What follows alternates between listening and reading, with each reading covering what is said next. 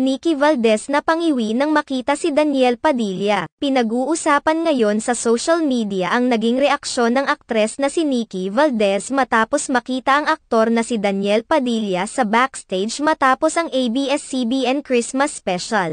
Kaagad na umani ng samut-saring komento at reaksyon mula sa mga netizens ang isang kumakalat na video kung saan makikita ang pagniwi ni Nikki Valdez nang makita niya ang pakikihalubilo ni Daniel Padilla sa kanyang mga fans. Ayon sa ilang mga netizens, may kaugnayan ang naging reaksyon ni Nikki Valdez sa ginawang panloloko ni Daniel Padilla sa kanyang girlfriend na si Catherine Bernardo na karelasyon niya sa loob ng 11 years. Matatandaan na naging mainit na usapin sa social media ang pag-amin ni Catherine Bernardo at Daniel Padilla sa kanilang paghihiwalay.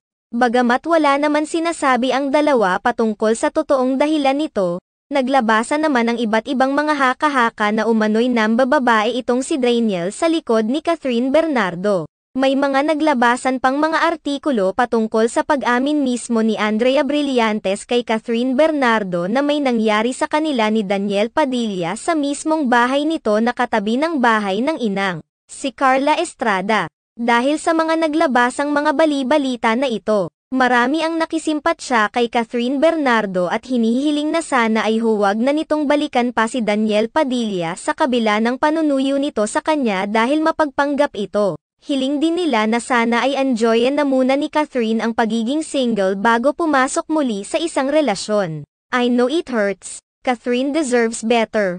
Wala siyang mapapala sa lalaking yan. She will never have a peace of mind pag bumalik siya. Pag manloloko hindi yan magbabago.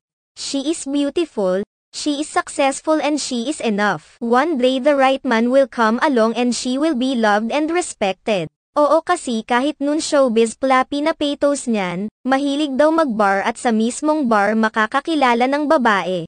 Kawawa si Kath nagtiis ng sobrang habang panahon sa walang kwentang tao na yan. Hindi naman nakakapanghinayang si Daniel sa totoo lang. Kath deserves a better man. Napakadesenteng babae. Pinalaki ng mabuting pamilya, that includes her sisters since she's the youngest. Madaming mga desenteng lalaki na tunay na mayayaman at may pinag-aralan ang mga mangliligaw dyan kay Catherine. Sayang naman kung si Daniel lang ang mapapangasawa niya. Kaya tama yung sabi ni Kath. No looking back only moving forward. Narito ang full video.